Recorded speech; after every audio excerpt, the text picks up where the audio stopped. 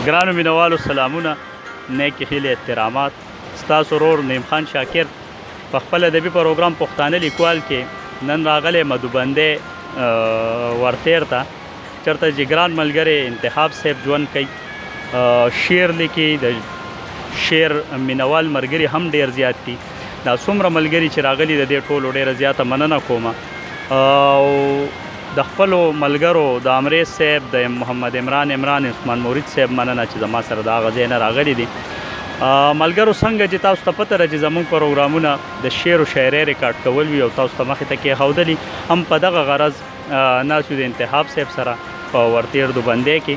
د هغوی په کلي کې کم چې د چکر ځای دی، ملکنټري ورته وایي، دا ابشار د اوبه به تاسو زما نه شاته وینئ، ډېر د سور ځای دی، خلک چکرو له راځي. په دغه هیله مونږ هم رالو، د دې ماحول نه ډېر خوندونه مو واخسته او شعرونه هم تاسو ته وایو، تاسو به د شعرونو نه هم خوندونه واخلئ. انتخاب صاحب په پروګرام کې درته هرکلی وایم، ډېره زیاته مننه چې موږ له خپل قیمتي وخت راکړو. مننه جی چې تاسو هم زموږ ځای ته رالی او موږ له هم وخت راکړو. شعرونه به درته ووایم د غزل نه مخکې چې شعرونه به درته ووایم چې ده خو مې ټوله زندګي وخوړه، ده خو مې ټوله زندګي وخوړه، غربت ظالم رانه ځواني وخوړه. ده خو مې ټوله زندګي وخوړه، غربت ظالم رانه ځواني وخوړه. بیا به مین نشم قسم دی بس دی، بیا به مین نشم قسم دی بس دی، دا ځل دوکه مې دی زړګي وخوړه. بیا به مین نشم قسم دی بس دی، دا ځل دوکه مې دی زړګي وخوړه. غربته سر وخورې نن ستا د لاسه، غربته سر وخورې نن ستا د لاسه، نوڼی د زهرو یو سړي وخوړه. ډېره ښه یاره، دا شعر بیا ووایه. غربته سر وخورې نن ستا د لاسه، نوڼی د زهرو یو سړي وخوړه.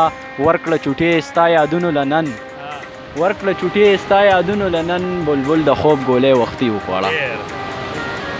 غزل به درته ووایم چې مینې خو د دې حد له راوستی یم، مینې خو د دې حد له راوستی یم، ما هم ځان شمېر کړی لیونو سره. ستا د هېرېدو چل مې زده کړلو، اوس ساختونه سکمه د اوبو سره. ستا د هېرېدو چل مې زده کړلو، اوس ساختونه سکمه د اوبو سره. چېرته به ګلونه هم په لاس راشي، فلحال که مو ژوند دی د ازغو سره. چېرته به ګلونه هم په لاس راشي، فلحال که مو ژوند دی د ازغو سره. یا لیونی دومره په ما ګرانه یې، یا لیونی دومره په ما ګرانه یې، خدای ګو که دې وتلم د سرو سره. یا لیونی دومره په ما ګرانه یې، خدای ګو که دې وتلم د سرو سره. خوب ته مې پرېږدي چېرته یادونه دی، سترګې پټومه د ګولو سره. خوب ته مې پرېږدي چېرته یادونه دی، سترګې پټومه د ګولو سره. یا ساقي نور هېڅ له دلته نه راځي، یا ساقي نور هېڅ له دلته نه راځي، کار وي د بلبل صرف د سکو سره. غزل نه مخکې به درته یو دوه درې شعرونه ووایم چې زه درنه نه کوم نفرت ګلابه، در سره کومه محبت ګلابه. زه درنه نه کوم نفرت ګلابه، در سره کومه محبت ګلابه. ستا د لباس په خندا پوهه یمه، ستا د لباس په خندا پوهه یمه، زه کوم مینه حقیقت ګلابه. ستا د لباس په خندا پوهه یمه، زه کوم مینه حقیقت ګلابه. ای خو بس خلک د سپوږمۍ ته ګوري، ای خو بس خلک د سپوږمۍ ته ګوري، څه به د چاته کوم صفت ګلابه. ای بس خو خلک د سپوږمۍ ته ګوري، څه به د چاته کوم صفت ګلابه.